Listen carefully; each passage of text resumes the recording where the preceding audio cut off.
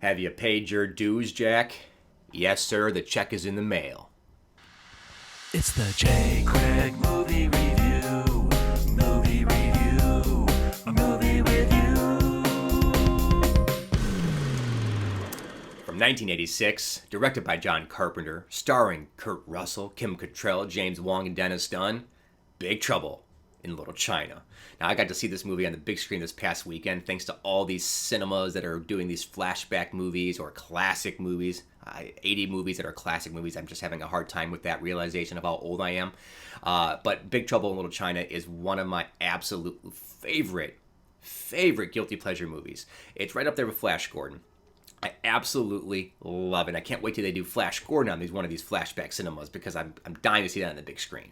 And what's great about seeing these, I'm seeing movies that I never got a chance to see on the big screen. That's what's most important about this is I've seen every one of the movies that I'm seeing as far as these flashbacks go, but I never got a chance to see them on the big screen. Like, I didn't see this one on the big screen. I was too young. So I caught it on VHS or cable, and then, years and years and years later, finally on DVD. But I know this movie so well, at the lines, the dialogue. And what's really important to me is the fact that as I loved it as a kid, sometimes you go back to it years and years later when you're a young adult or older, and you find out that it doesn't hit the right notes, right? It's just off, or something just doesn't feel right anymore. Not this movie. All those years off, just like with Flash Gordon, I came back to watch it again. I was like, oh my God, this movie is so awesome. But what it's really about is Jack Burton is played by Kurt Russell. He is a truck driver on the Pork Chop Express, and he's heading to San Francisco to drop off a load. And after he's there, he's spending some time with an old friend. They're drinking, playing a game, get drunk, and he makes a lot of money.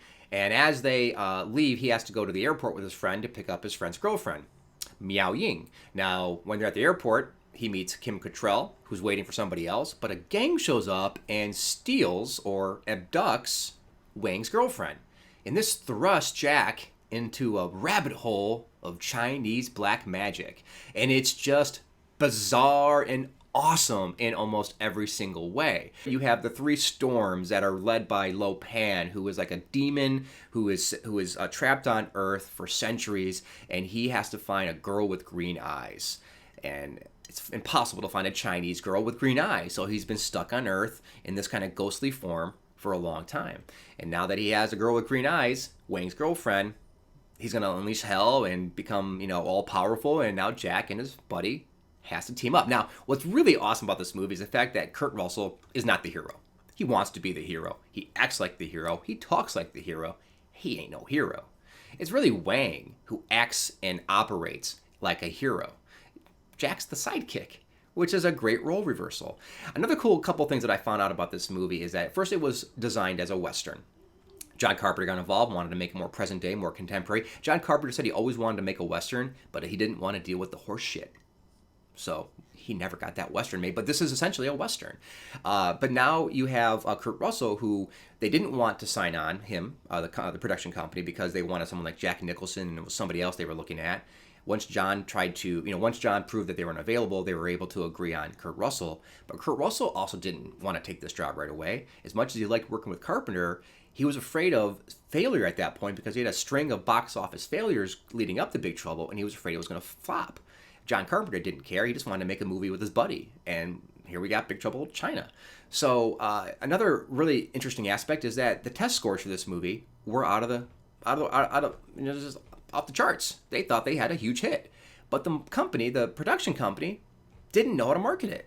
Because how do you market the movie? It was goofy. It's a Chinese black magic movie. It's kind of an action movie. It's kind of an adventure movie. But they didn't know how to market it, so it just failed and it bombed at the box office. Which another example of John Carpenter being way ahead of his time. I mean, all his movies, except for The Thing, really, all his movies kind of get swept under the rug at first, and then you start to realize how awesome they are. But they don't achieve that financial success. It's a bummer because I love Carpenter, and I love Carpenter and Kurt. Now, as you can see, I'm a big fan of Big Trouble in Little China.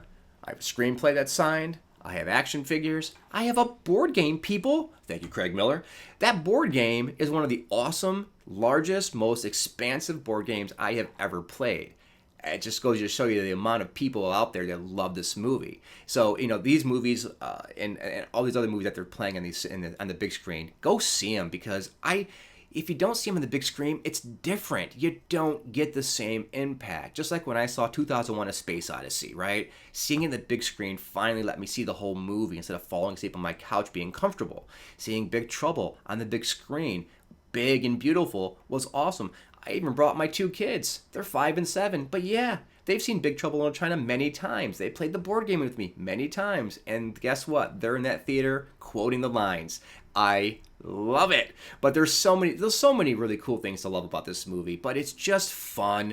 It's good-hearted. You have, well, maybe not so good-hearted sometimes, but it's got a great little story mixed in with all the craziness of Big Trouble in Little China with the Chinese black magic, Jack being a goofball, Jack trying to be the hero, and everything that comes with it. And the Mortal Kombat figure of Raiden and the main guy, I forgot his name, one of the bad guys in Mortal Kombat, were actually modeled after the Lightning Storm and David Lopan, respectively.